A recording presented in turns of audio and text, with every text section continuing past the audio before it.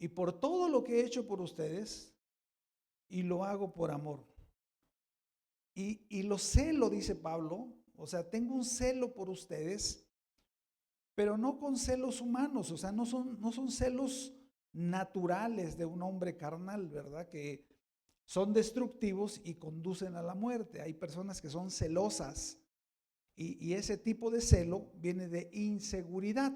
No, Pablo celaba a los corintios con el celo de Dios. Y Dios es un Dios fuerte y celoso. Pero esos celos de Dios están llenos de amor y protección para la oveja, para los hijos. Y llevan y conducen a la edificación. Qué hermoso es poder sentirse pastoreado, cuidado por alguien, ¿verdad? En mi caso, yo le doy gracias a Dios por mi pastor, ¿verdad? Que pues es el único pastor que he tenido los 22 años que llevo de cristiano, 23. Y cualquier cosa yo sé que puedo contar con él. Y tenemos esa cobertura, lo veo muy seguido, comimos el domingo juntos, lo veo el sábado, ¿verdad? Ahí en el instituto. Entonces, es importante esto. Pablo les está poniendo ese manto de cobertura a los corintios para protegerlos. ¿Por qué? Porque las ovejas son un poquito medias lentas. No son muy inteligentes, o sea, son muy ingenuas, es la palabra. La ovejita en sí, el animalito, es muy ingenuo. Qué padre la comparación que el Señor hace con este animalito, porque para eso necesita un pastor. Los perros necesitan un dueño. Los elefantes, pues alguien que no sé, les dé comida, ¿verdad? Cuando están en cautiverio. Pero las ovejas es uno de los pocos animales que requiere del cuidado de un pastor. Usted no va a ver una oveja por ahí viviendo en la intemperie, así nomás como puede vivir una ardilla, por ejemplo, ¿no? La oveja no puede vivir así. La oveja necesita un pastor. Y los corintios tenían a Pablo, ¿verdad? Y algo le dice aquí, los prometí como una novia pura a su único esposo, Cristo. Bueno, les dice aquí, versículo 2, en la RB, la Reina Valera dice, porque os celo con celo de Dios, pues os he desposado con un esposo para presentaros como una virgen pura a Cristo. Recuerden que en la boda judía, las bodas judías tenían 3 etapas, ¿se acuerdan?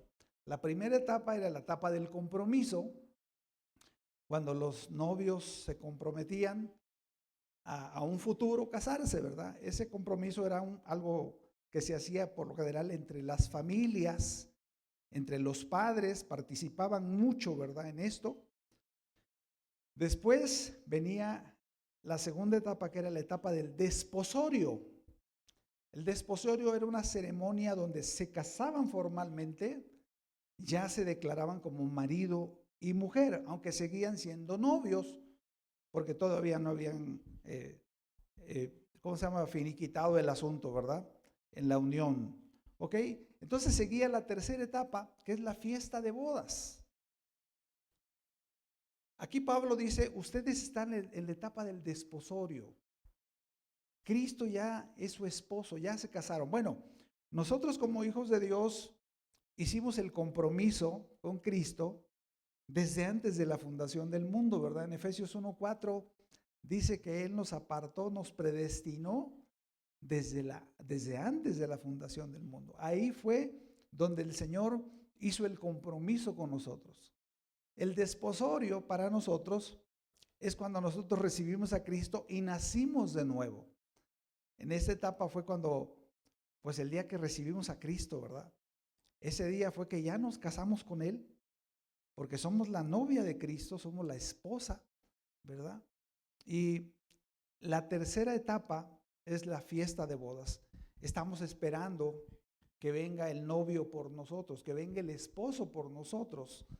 Y Pablo está diciendo aquí, ustedes ya están desposadas con Cristo, ya están desposados y están en esa etapa de espera, y yo soy responsable de cuidarlos a ustedes, para cuando Cristo venga, ustedes sean como una novia pura a su esposo, para que se mantengan puros delante de Dios, ¿verdad?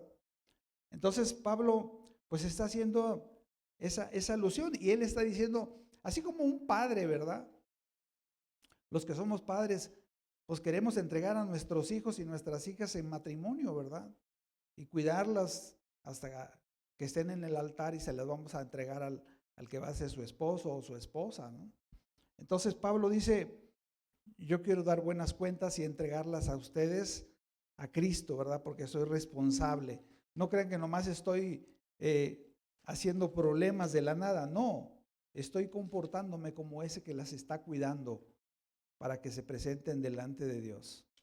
Versículo 3, está muy interesante dice, pero me temo que como la serpiente con su astucia engañó a Eva, vuestros sentidos sean de alguna manera extraviados de la sincera fidelidad a Cristo. Y aquí Pablo hace una comparación muy interesante con lo que le sucedió a Eva en el principio, ahí en Génesis capítulo 3. La Biblia dice que Eva fue seducida por la serpiente. Y dice aquí, ¿verdad?, que con su astucia extravió los sentidos de Eva para que cayera en el engaño. Y exactamente eso era lo que estos falsos apóstoles habían hecho con los corintios. Es interesante, ahora que lo estaba estudiando, vi la similitud y dije, wow, qué interesante. Porque si vamos al principio, nos podemos dar cuenta que la serpiente hizo muchas cosas, pero al menos dos cosas importantes, interesantes. La primera cosa que hizo la serpiente con Eva fue hacerla dudar de la palabra de Dios. ¿Cómo le dijo la serpiente? Con que Dios ha dicho, ¿verdad? Con que Dios ha dicho. ¿Y la mujer qué hizo? Le creyó a la serpiente. Los judaizantes hicieron exactamente eso con los corintios. Ellos llegaron, ¿verdad?, con su doctrina fraudulenta y les dijeron a los corintios, está bien eso que predica Pablo, ¿verdad? Está bien o sea, Cristo pues hizo el sacrificio, está bien, pero, ¿verdad?, ustedes necesitan cumplir la ley. Ustedes necesitan reunirse los sábados. Ustedes necesitan hacer esto y esto, ¿verdad? Para que ustedes complementen la salvación. Y eso es una mentira, porque Cristo es suficiente. Nosotros hemos recibido la salvación completa de parte de Dios. Nosotros servimos a Dios no para lograr nuestra salvación, sino porque ya tenemos la salvación, servimos a Dios. No servimos a Dios para lograr que nos acepten, porque somos aceptados por Dios, le servimos a Él, ¿verdad? Entonces, estos falsos maestros habían seducido a los corintios, y ellos, pues ahora sí que como Eva, cayeron redonditos. Le creyeron y fueron desviados. Fíjese aquí, hay una palabra muy, muy padre que dice aquí Pablo, versículo 3. Dice que sus sentidos fueron engañados, sean de alguna manera extraviados ¿de qué? De la sincera fidelidad a Cristo. Sincera fidelidad. O sea, puede haber una fidelidad que no sea sincera, ¿verdad? Pablo les dice, así como el esposo ama a la esposa, le es fiel, así como la esposa ama al esposo y le es fiel, y eso es una fuente de confianza tanto para el esposo como la esposa, ¿verdad? Pablo está diciendo, ustedes fueron extraviados en esa fidelidad a Jesús, porque lo vieron menos. Dijeron, Jesús no es suficiente para salvarnos. Necesitamos cumplir con las obras de la ley, ¿verdad? Entonces, minimizaron el sacrificio de Jesús y le fueron infieles en su corazón. Y la segunda cosa que hizo la serpiente, aparte de hacerles dudar de la palabra de Dios, es hacer que ella, comiera del árbol del bien y el mal. Y como sabemos, este árbol es el árbol de la independencia de Dios. Porque los que confían en la ley creen que ellos mismos pueden justificarse por las obras de la ley. Los que confían en su buena conducta, la verdad es que Dios me debe. Dios, yo sirvo a Dios, hago esto para Dios, entonces Dios me debe, ¿verdad?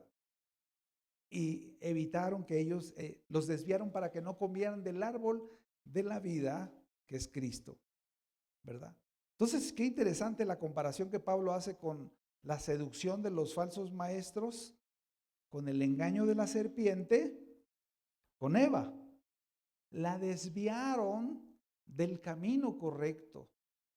La llevaron por otro rumbo, ¿verdad? Ahora, Eva, ahí la falla de Eva fue que Eva actuó como cabeza. Eva tenía un marido. Cuando la serpiente fue con Eva, Eva tenía que haber ido corriendo con Adán y decirle, mira, ahí está la serpiente, te la aviento, ¿verdad? Ahora, Eva es una figura de la iglesia, Adán es una figura de Cristo. Nosotros somos vencidos y somos desviados cuando actuamos por nuestra propia cuenta, cuando tenemos una situación difícil, cuando estamos en debilidad, cuando tenemos alguna necesidad, tenemos que depender de Dios. Si nosotros confiamos en nuestros propios méritos y en nuestras propias fuerzas y en nuestra propia sabiduría, vamos a ser vencidos y desviados del camino correcto, ¿verdad? Por eso Pablo pues hace esta comparación tan interesante, ¿verdad? Dice, porque entonces ustedes, dice, la serpiente los engañó y fueron extraviados de su sincera fidelidad a Cristo. Tienen que pedirle perdón. Yo le he pedido perdón muchas veces al Señor, porque me he desviado. He dejado que otras cosas me engañen, ¿verdad? Y uno tiene, pero eso lo hace uno todos los días, decir, Señor, te entrego mi corazón. Hoy tuve que entregarle mi corazón a Dios, decirle, Señor, cuando estaba estudiando la lección, ¿verdad? Quiero que mi corazón hacia ti te ofrezca una sincera fidelidad, ¿verdad? Vamos al versículo 4, lo voy a leer en la traducción viviente. Ahí vamos. Ok.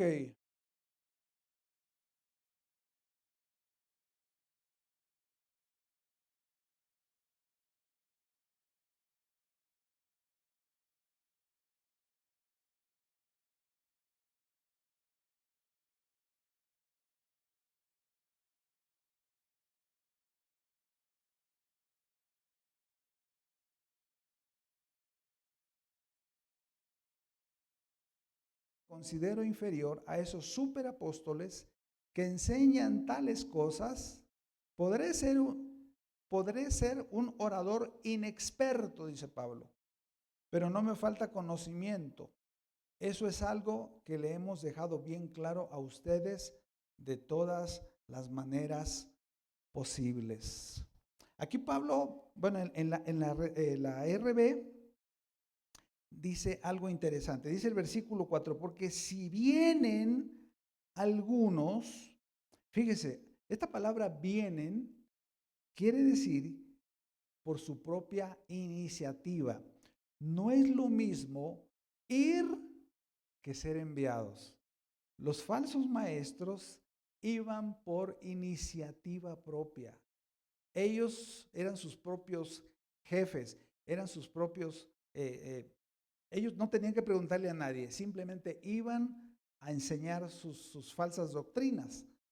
No es lo mismo ir que ser enviado.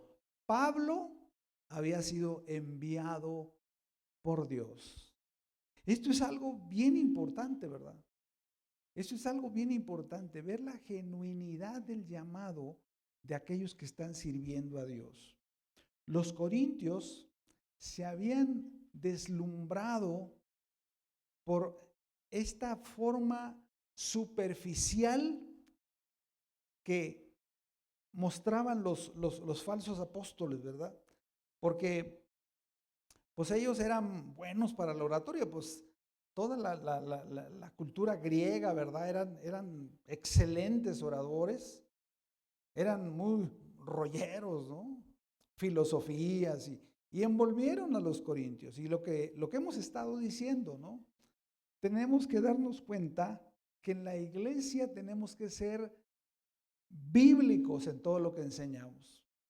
No tenemos que basar la palabra en fábulas, en historias, en filosofías humanas, ¿verdad? Que a lo mejor son bonitas, inspiradoras, hay historias muy, muy inspiradoras, pero no hay nada como la palabra de Dios. Y Pablo aquí les dice algo muy interesante, ¿verdad? Ustedes enseñaron, ¿verdad? Otro Jesús, recibieron otro espíritu y recibieron de parte de estos hombres un evangelio diferente. Ahora, estos hombres atacaban la debilidad de Pablo, por así decirlo, en cuanto a su persona. Ellos decían, es que Pablo, pues es aburrido.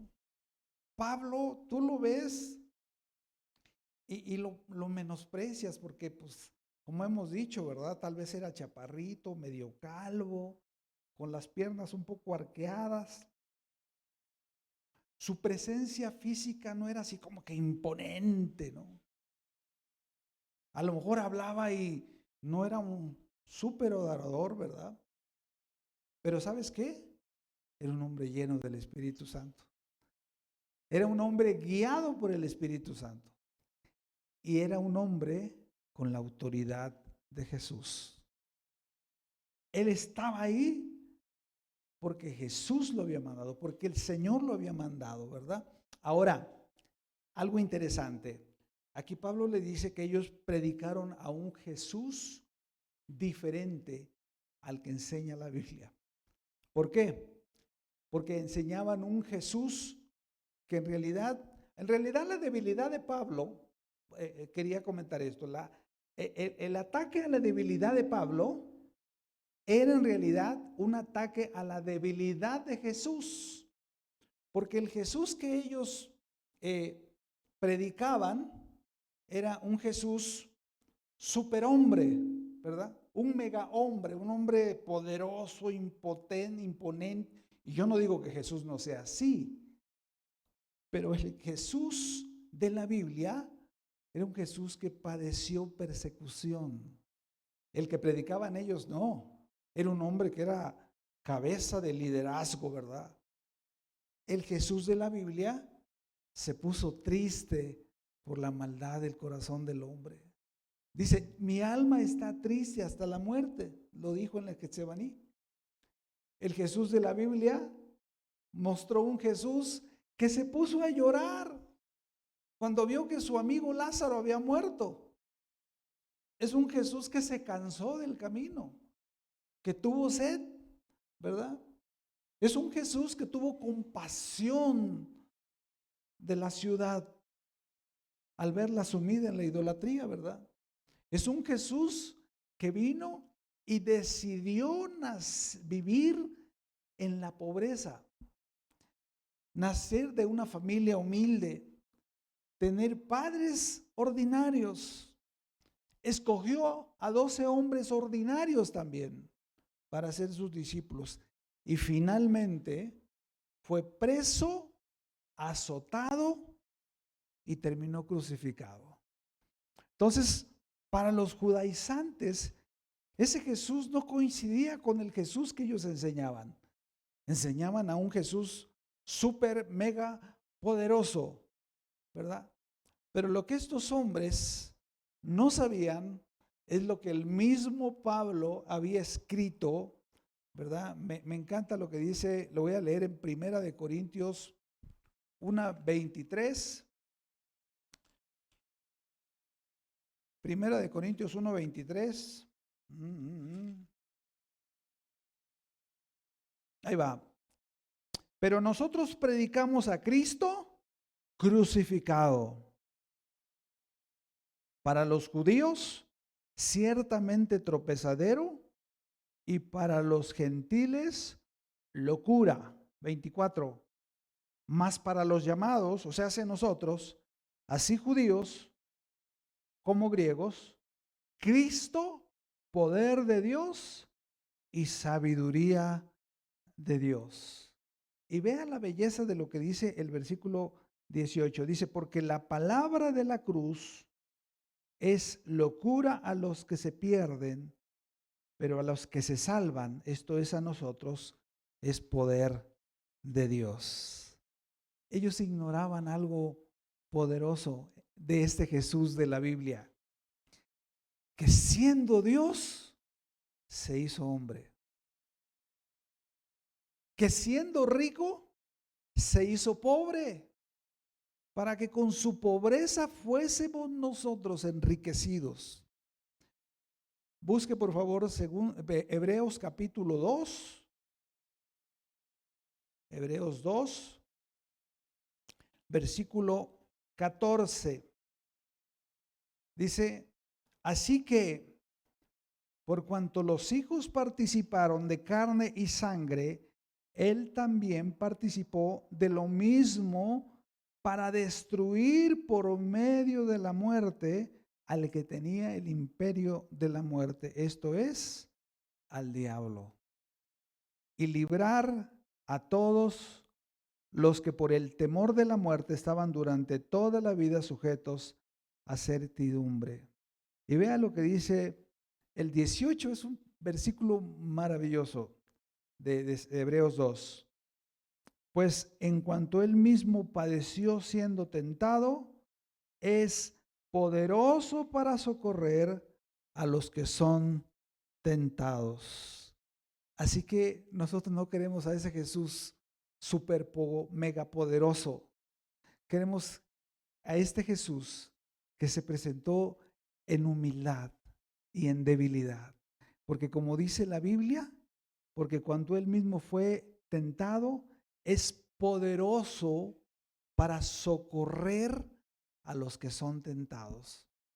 En otras palabras, Jesús se identificó con nuestra debilidad. Tenemos un Jesús que nos entiende cuando nos sentimos débiles. Tenemos un Jesús que nos entiende cuando fracasamos, cuando nos caemos, que se entristece cuando nosotros estamos tristes, que Él sufre con nosotros, ¿verdad? Es un Jesús que nos convenía porque pasó exactamente por los mismos sufrimientos. No vino y vivió en un palacio rodeado de lujos. No.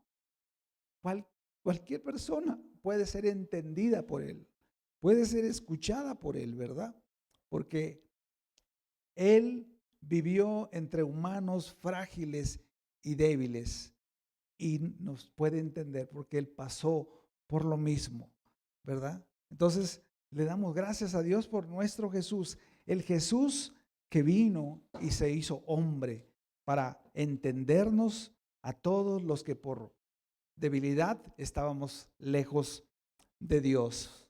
Vamos al versículo 7. Dice,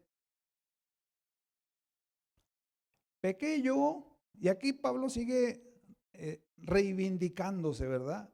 Recuerde que toda esta carta es defendiendo su ministerio. Pequé yo humillándome a mí mismo, no sabe que la voy a leer mejor en la Nueva Traducción Viviente. Permítame. Me gusta más como estaba equivocado cuando me humillé y los honré al predicarles la buena noticia de Dios sin esperar nada a cambio. Les robé a otras iglesias al aceptar sus contribuciones para poder servirles a ustedes sin ningún costo. Y aquí dice algo interesante. Prediqué el evangelio con ustedes de balde. O sea, otras iglesias me ofrendaron, ¿verdad? Para poder ir con ustedes. Y todo fue en vano. Fíjese, ¿cómo pensaban los corintios? Pablo no cobra. Quiere decir que a lo mejor el mensaje que él trae para nosotros no es un mensaje importante. Imagínense, por ejemplo, un ejemplo, supongamos que hay dos doctores, ¿verdad? Y los dos son especialistas de una necesidad de una persona, de una enfermedad. Nada más que uno cobra 900 pesos la consulta y otro cobra nada. ¿Usted con cuál se va? Pues dices, no, pues yo creo que este que no cobra a lo mejor no es tan bueno, ¿verdad? Entonces, eso les pasó a los corintios. Pablo no les pedía ofrendas a los corintios. Pablo en ningún momento les exigió que le tenían que pagar sus gastos. No, Pablo se solventaba solo con la ayuda de Dios. Dice el versículo 8, dice algo interesante. Dice, he despojado, bueno, aquí la Nueva Traducción Viviente, bueno, ahí no me gusta mucho porque dice les robé. No me agrada esa traducción, pero la RB dice, he despojado a otras iglesias recibiendo salario. Aquí dice algo bien interesante, Pablo, que recibió voluntariamente un salario de las otras iglesias.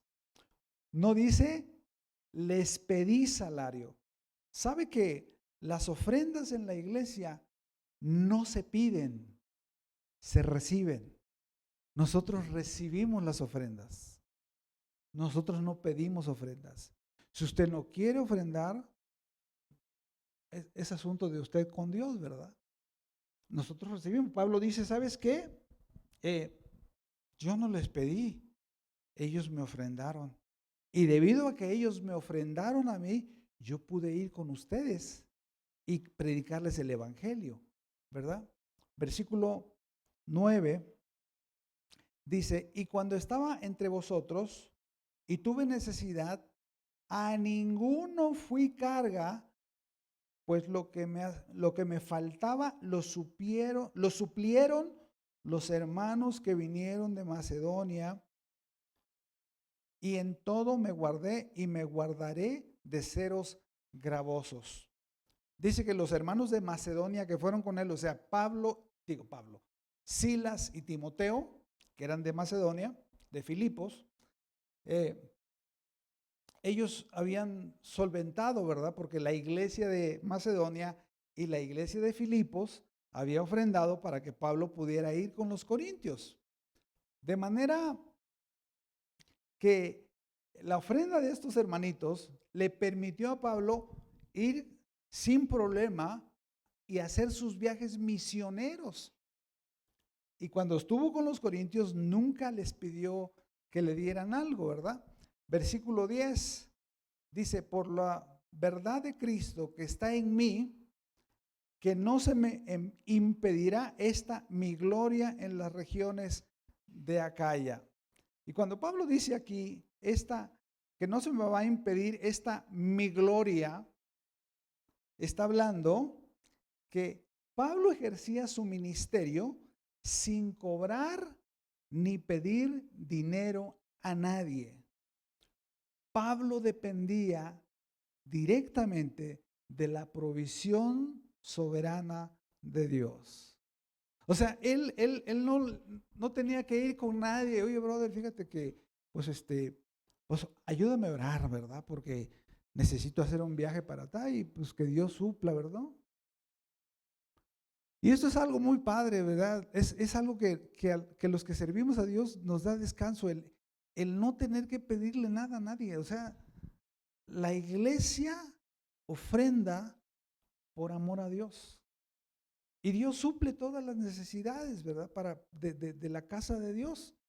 Entonces dice Pablo, esta es mi gloria, que ando predicando el evangelio con la provisión de Dios.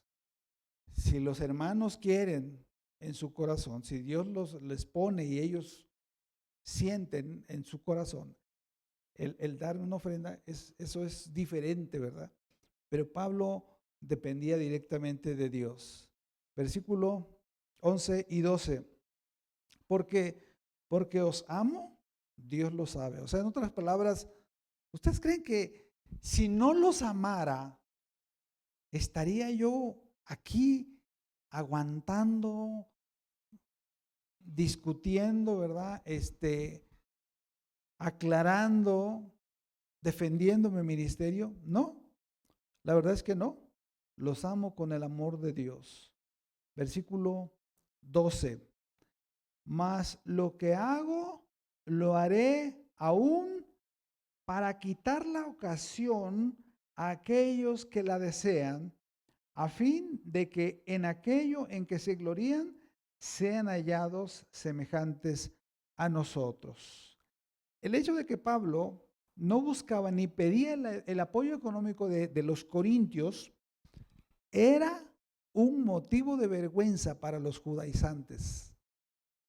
O sea, ellos no le podían echar en cara a Pablo que Pablo llegaba con los corintios y les pedían ofrendas, cosa que ellos sí hacían.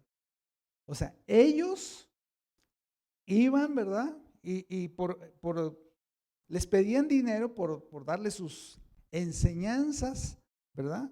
Y esto contrastaba con la forma en la que Pablo servía a Dios. Pablo se movía con la provisión de Dios. O sea, llegaba ahí, ¿verdad? Y yo creo que si nosotros fuéramos la iglesia de Corinto y Pablo nos estuviera escribiendo esa carta a nosotros y nos estuviera diciendo, en otras palabras, ustedes ni me ofrendaban. Qué vergüenza, ¿no?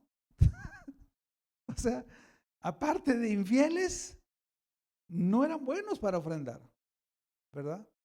O se habían, al principio sí lo eran, pues, pero se desviaron y su corazón se cerró, ¿verdad? Y ahí Pablo está diciendo, pues es que esos falsos apóstoles en realidad no se pueden comparar con nosotros, porque nosotros hacemos las cosas con la provisión de Dios y con la cobertura de Dios, ¿verdad?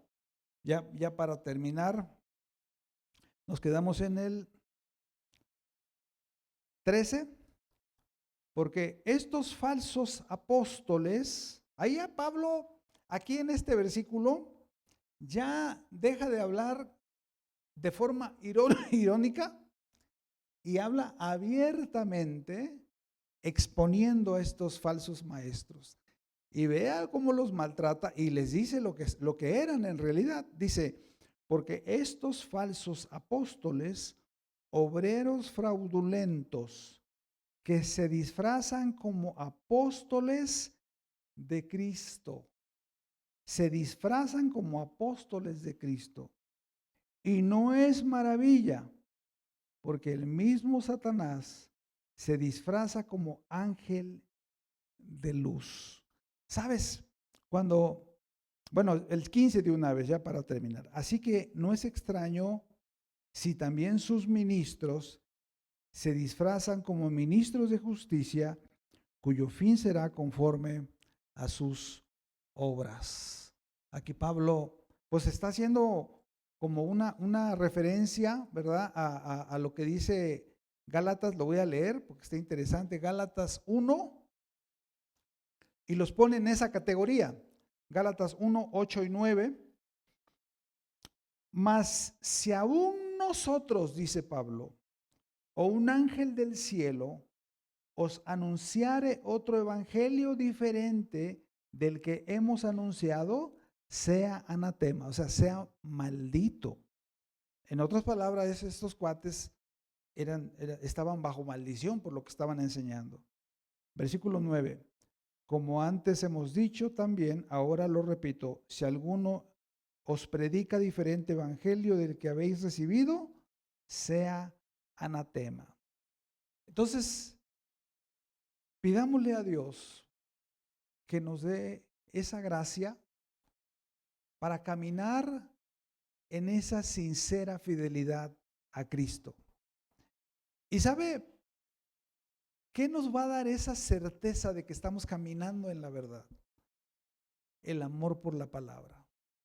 El amor por la palabra de Dios. Nuestra comunión con Dios. El tener un tiempo con Dios, ¿verdad? Y el vivir bajo la autoridad de Dios. Vamos a tener esa cobertura del Espíritu Santo.